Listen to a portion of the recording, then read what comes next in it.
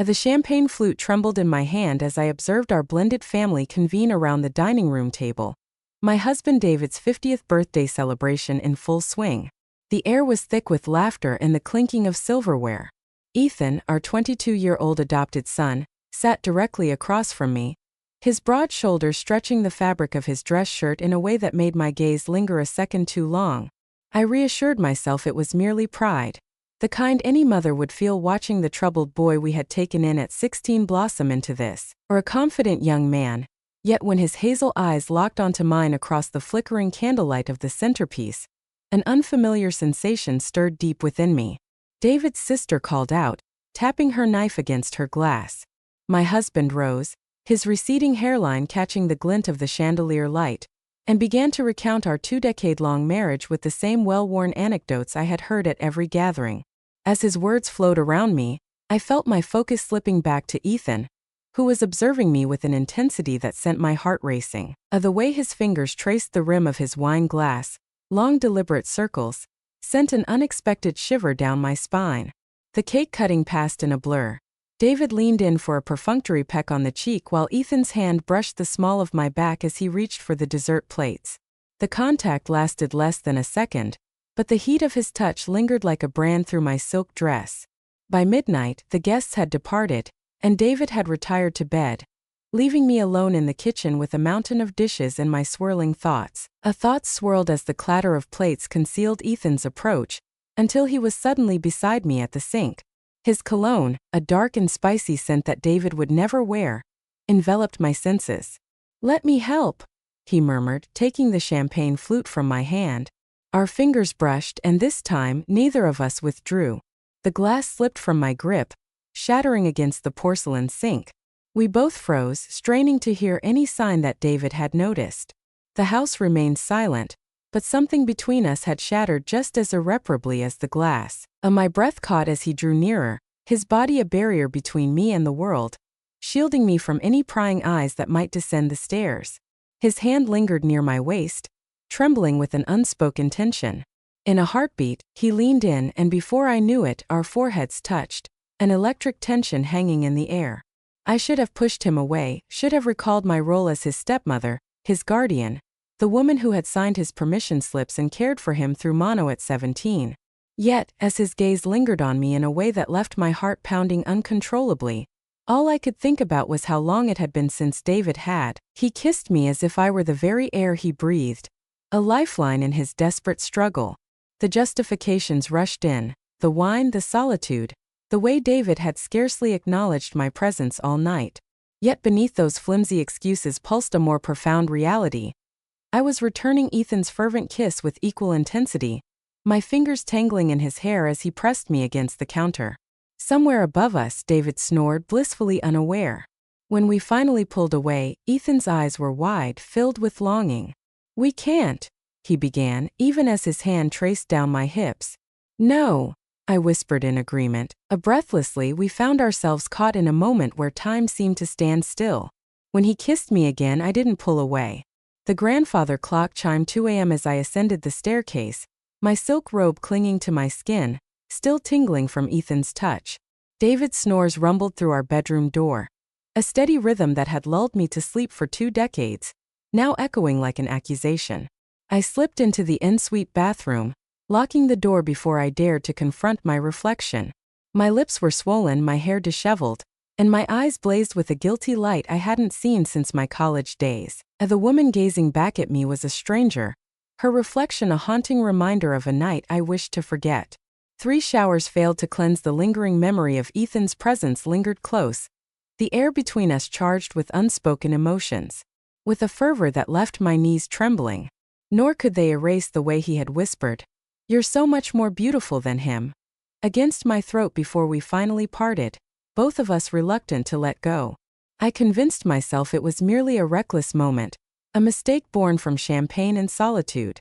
Yet, when my phone vibrated at dawn with a message from an unknown number, "Can't stop thinking about you," my traitorous heart leapt in response. Before my conscience could intervene, we became adept at seizing stolen moments, a fleeting brush of hands while passing the salt shaker at breakfast, lingering eye contact across the dinner table as David discussed stocks, The way Ethan would inadvertently leave his towel in my laundry basket, fully aware I would fold it, pressing it to my face to inhale his scent. Every interaction buzzed with a dangerous electricity, the thrill of our secret heightening the obsession. David remained oblivious, showering praise on Ethan's newfound maturity. Unaware that the confidence emanating from his son stemmed from a clandestine wager with his wife, he casually remarked one evening, patting my knee absent-mindedly before returning to his newspaper. That casual observation sent a chill through me. The first time we truly crossed the line was in Ethan's childhood bedroom, the same room where I had once tucked him in after nightmares.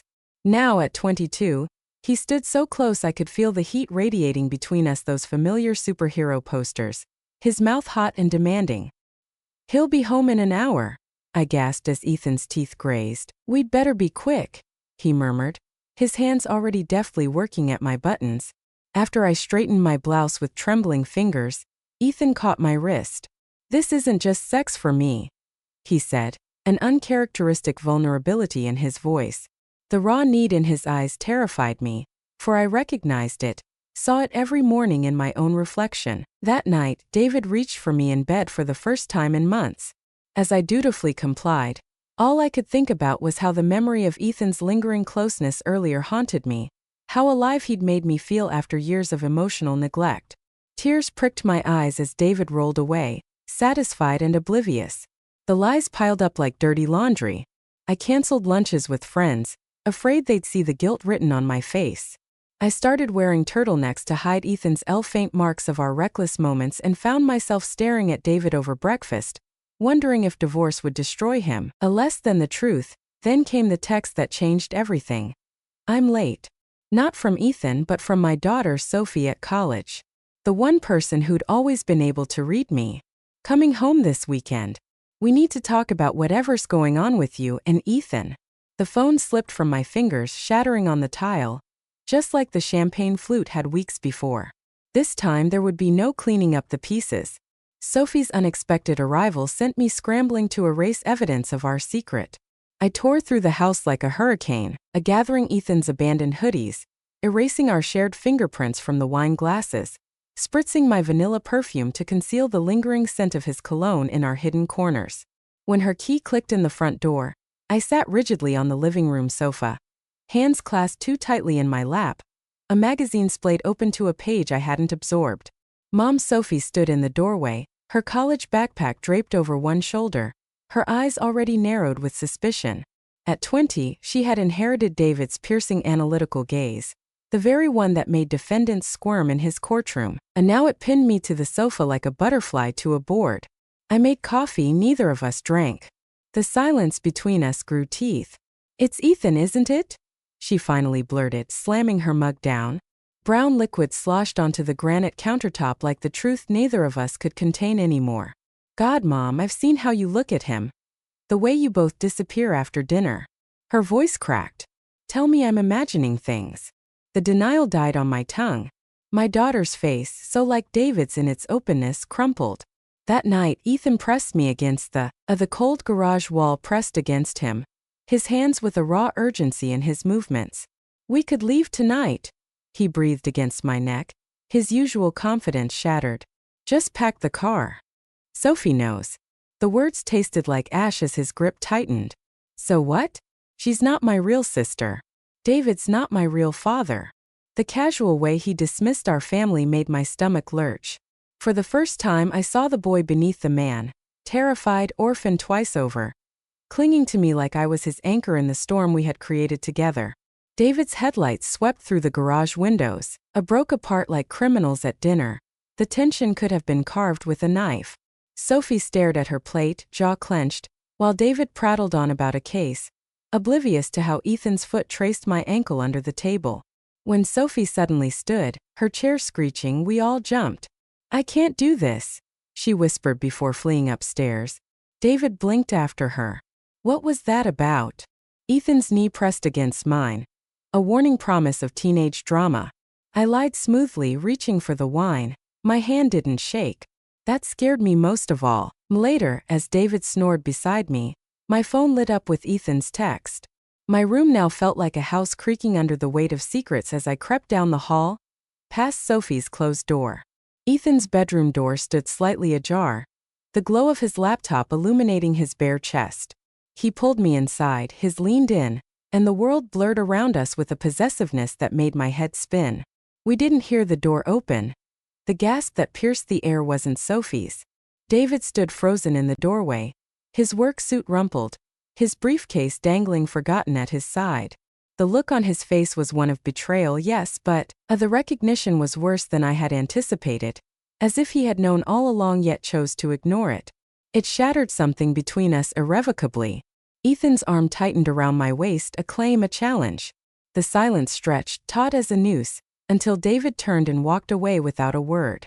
The front door slammed, tires screeched, and just like that, 2 decades of marriage ended in the time it took Ethan to whisper. Finally, the digital clock glowed 3:47 a.m. As I lay stiff in bed, the sound of David's uneven breathing filled the silence. He hadn't uttered a word since he walked in on us. He simply turned and left, leaving behind a quiet devastation that lingered more than any outburst could. My phone buzzed for the 14th time. Ethan texting from his room down the hall. "He's not coming back tonight. Come to me." The message seared into my palm, a mix of temptation and accusation. Dawn crept through the blinds before I finally stirred. David's abandoned briefcase lay overturned by the door, files spilling across the floor like fragments of our shattered life. My reflection in the hallway mirror reflected a haunting image. Dark circles under bloodshot eyes, lips still slightly swollen from Ethan's kisses. The woman staring back felt like a stranger. Just as I was about to pass, Sophie's door swung open, her gaze sweeping over my disheveled appearance, her expression hardening. "I told him," she whispered, her voice raw. "After you went to bed, I had called Dad at his office and revealed everything." Her next words struck like bullets. "He's filing for divorce and I'm never speaking to you again." The house phone rang, its shrill tone slicing through the charged silence. Ethan answered downstairs, his voice rising in alarm. By the time I reached the kitchen, he was pale, the receiver dangling from his fingers. "That was the hospital," he said. "Dad, David, was in an accident." The way he still called him Dad twisted the knife deeper. "They think he might have been drinking. His car hit a guardrail on the interstate. The emergency room smelled of antiseptic and bad coffee." David lay unconscious in the sterile glow of ICU monitors, his forehead stitched, his right arm in a cast. The young resident hesitated before speaking. "Your husband's BAC was well over the legal limit," the officer said. "They found an empty bottle of bourbon in the passenger seat." Ethan sank into a plastic chair, head in hands. I reached for him instinctively, but he flinched away. "This is our fault," he muttered, more to himself than to me. The realization seemed to crash over him all at once. What we'd done, who we'd hurt. When he finally looked up, his eyes held a dawning horror. Oh God! He was my father in every way that mattered. The waiting room TV played a morning news segment about a prominent judge's drunk driving accident. My stomach dropped as David's professional headshot flashed on screen alongside footage of our damaged Colonial. The crawl at the bottom read, "Sources say marital troubles may have contributed to incident." Ethan's phone buzzed with a text. His expression darkened as he showed me the screen. A gossip blog had already picked up the story, where a narrative unfolds, punctuated by anonymous quotes that reveal a troubled relationship with his stepmother. By noon, the comments section had become a graveyard for our reputations. The first reporter called the hospital, and by 2, photographers had taken up residence in the parking lot. At 3 o'clock, David stirred just enough to see me at his bedside before turning his face to the wall. The nurse gently suggested I leave. The house felt cavernous without David's presence to fill it. Ethan paced the kitchen like a caged animal, running his hands through his hair until it stood on end. "We need to get ahead of this," he said suddenly, grabbing his keys. "I'm going to talk to Sophie. Make her understand." "Understand what?" I snapped, the dam finally breaking. "We destroyed our family for what? Some twisted fantasy?" The words hung between us, ugly and undeniable. Ethan's face hardened. "You didn't seem to think it was twisted when you were whispering my name with an intensity that shook me. Last night." The cruelty in his voice shocked me. This wasn't the vulnerable boy from the hospital. This was someone else entirely. The doorbell rang. Through the frosted glass, I saw two uniformed figures. Officers. My blood turned to ice as Ethan answered while I lingered in the hallway, catching fragments of conversation. Protective order, stay 500 feet away, Judge Whitmore's request. When the door closed, Ethan's hands shook. He's banning me from the house, from you. The unspoken implication hung heavy. David knew exactly how to punish us both without legal ties. Ethan had no claim to this family, me. As he packed his duffel bag, I noticed the framed photo on his dresser. Us four at his college graduation, David's arm proudly around him. Around his shoulders, Ethan caught me looking and deliberately turned it face down. Maybe this is for the best, he said, zipping the bag with finality. There was no kiss goodbye, no promise to call, just the echo of the front door closing and the hollow understanding that I'd lost them all. My husband, my daughter, and now the boy I'd foolishly thought loved me. The silence was deafening. Outside, a news van pulled up to the curb. Inside, the refrigerator still held the remnants of David's birthday cake.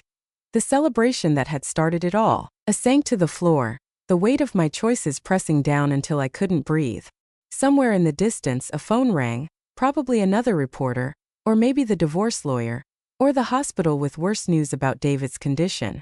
I didn't answer. There was nothing left to say.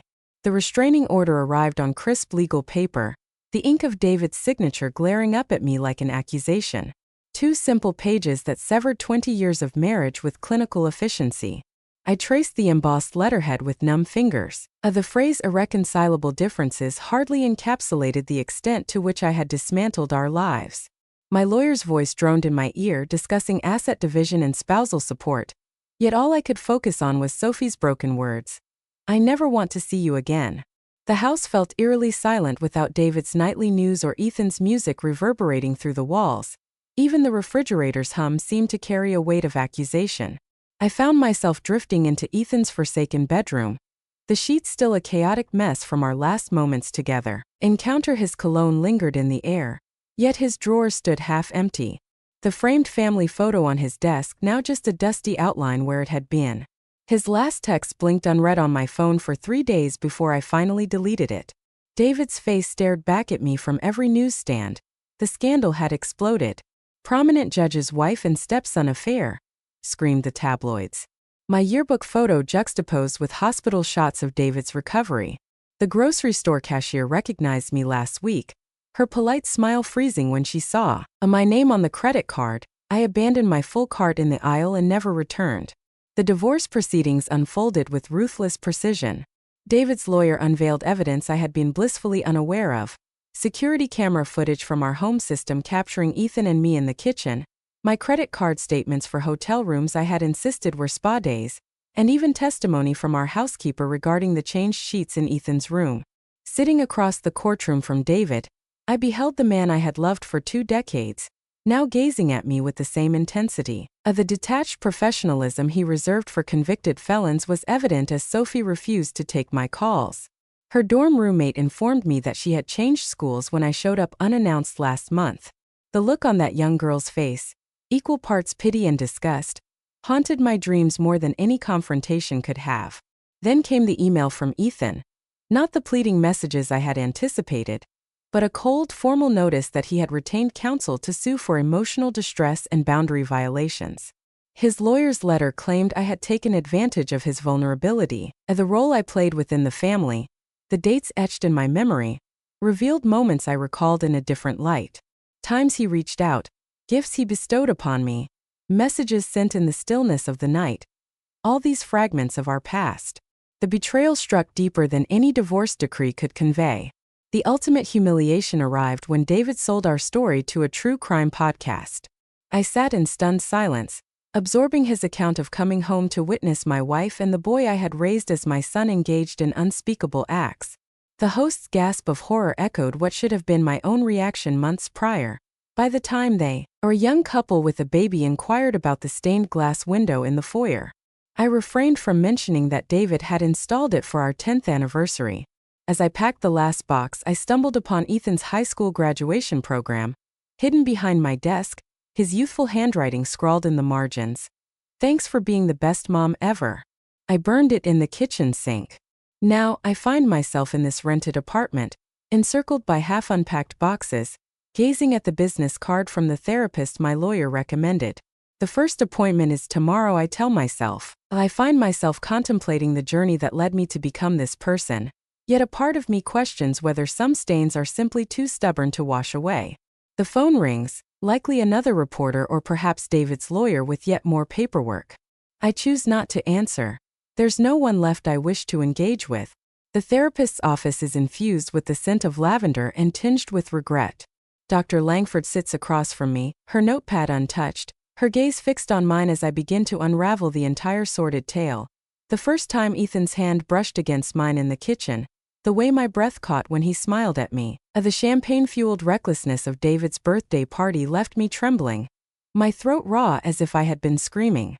Dr. Langford leaned forward, posing a question that lingered in the air like smoke. Do you think you loved him, or did you love how he made you feel? I had no answer. That night I dreamed of David, not the broken man from the hospital, but the way he had looked on our wedding day, his smile wide, his hand steady as he slid the ring onto my finger. When I woke, my pillow was damp, the empty side of the bed colder than ever. Then the email arrived from Sophie, just 3 lines. Dad's getting remarried to some associate from his firm. She's pregnant. I thought you should hear it from me. The words blurred, baby, a new wife, life erased. I drove to David's new house, a modern thing with a wraparound porch, nothing like our old colonial. I didn't knock. I just sat in my car, watching through the window as he laughed with a blonde woman, his hand resting on her swollen stomach. Sophie was there too, setting the table, her smile easy in a way I hadn't seen in years. They appeared joyful, embodying the essence of a family. Ethan found me nonetheless. He arrived at my apartment without warning, his tan deeper, his hair lighter, a gold chain catching the light at his throat. Miss me? He asked, smirking as if the past year had been nothing.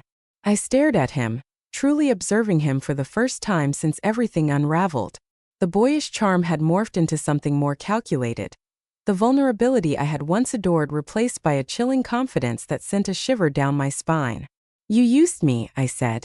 He laughed. And you didn't use me, you were. Bored and lonely, I found myself drawn to the closest warm body. He stepped closer, his voice dropping. But we're good together, you know we are. For a fleeting moment I wavered, the memory of his hands on me igniting a spark of life within me after years of neglect. That traitorous heat coursed through me, but then I recalled David's new baby, Sophie's disdain, and the life I had reduced to ashes. I stepped back. Get out. Ethan's smirk faded. You'll change your mind. But I didn't. The next morning, I booked a one-way ticket to a coastal town where no one knew my name. I packed, a light draped over a few photographs of Sophie as a child, and the wedding ring I had tucked away in my jewelry box. The therapist had once inquired if I regretted it. The truth? Some days I missed Ethan so profoundly it ached. Other days I loathed him. Yet each day I found myself hating myself even more. A taxi honked outside. I cast one final glance around the vacant apartment before closing the door behind me. Some stories don't receive happy endings. Some simply conclude.